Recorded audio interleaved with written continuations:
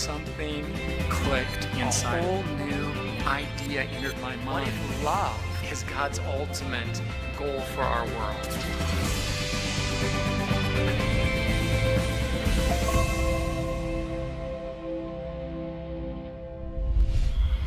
Hi, I'm Ty Gibson. When I was 8 years old, my mom took me into a room in our house and locked the door behind us. I didn't know what to expect. I didn't know if I was in big trouble or what, because I knew what she knew. I was doing really poorly in school. In fact, my teacher had told me repeatedly that I wasn't even engaging in the learning process. And I had a hunch she was going to tell my mom. Well, the fact is she did tell my mom, but my mom wasn't going to spank me or something like that. She had a different solution in mind. She was going to tell me the truth because she knew that I was messing up in school because I was totally stressed out about what was going on in our home. The only thing I could think about all day, every day, was the screaming and the violence and the pain that she was going through. My dad would regularly go ballistic and just beat her bloody. My 3 younger siblings and I would just run and hide under the covers in my bed, terrified as we listened to the terrible sounds through the thin walls of our small house. My mom took me into that room and she sat me on a sofa and pulled up a chair in front of me. She put her hands on my knees and she looked into my eyes, and I could tell that she was nervous. But out came the words that blew my mind. Charlie is not your dad. You gotta understand, I thought he was my dad. As far back as I could remember, he was the guy, the only guy.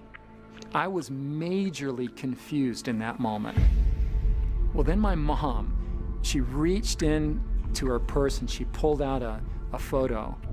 She flipped it around, she put it in my hands, and I looked into the face of a man I had no memory of. I had never seen this face. And my mom says, "This is your dad.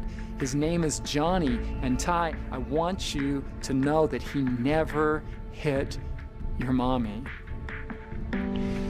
I lost it. You got to understand. I just sat there, my lips quivering. I was just trying to hold back the tears. In that moment of realization, something clicked inside of me. I knew that she was telling me something significant. I could just feel it. Charlie is not your dad, Ty. What he's doing to me is wrong. And you don't have to identify with him. You don't have to be like him. That was the first big paradigm shift in my life. And it completely altered me. But I have to tell you that this was merely preliminary to a far more significant paradigm shift that would come years later. The experience with my mom that day, it instilled in me a strong sense of justice, but this sense of justice posed a really big problem for me on another level. By the time I was a teenager, I was painfully aware that our whole world is filled with evil and suffering, and it troubled me. I mean, it really bothered me deeply, especially whenever somebody would talk about God. God? I mean, really? Come on, seriously? What a ridiculous notion. How could anybody really see what's going on in this world and believe in God? I reasoned something like this. Okay, if God exists, then certainly he would use his almighty God power to stop all the evil and pain in our world. I mean, wouldn't he? But since he doesn't, that must mean that the world we live in is just the way he wants it to be.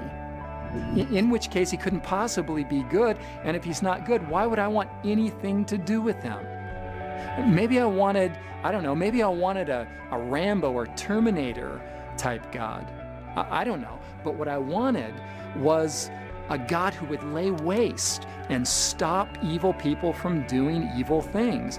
I wanted a God of sheer power and absolute control and justice. That's what I wanted. But one day, after thinking about this thing over and over for months, from every angle, a whole new idea entered my mind. What if love and not control is God's ultimate goal for our world? If that were true, a whole new framework of understanding would naturally follow. I remember sitting there in my bedroom, 17 years old, surrounded with rock and roll posters all over my walls, lines of Coke on a mirror right next to me, and suddenly a whole new thought entered my mind. I realized that love cannot exist without freedom, and that freedom allows for both good and evil. Love by its very nature must be voluntary. A world in which wrongdoing would be impossible would be a world in which love would be impossible too. So if love were God's end goal, freedom would be the only way He could get us there. For the first time in my life, it was plausible that a God of almighty power and perfect goodness could actually exist with a world like ours on His hands. Amazing. My paradigm was shifting again, this time regarding God.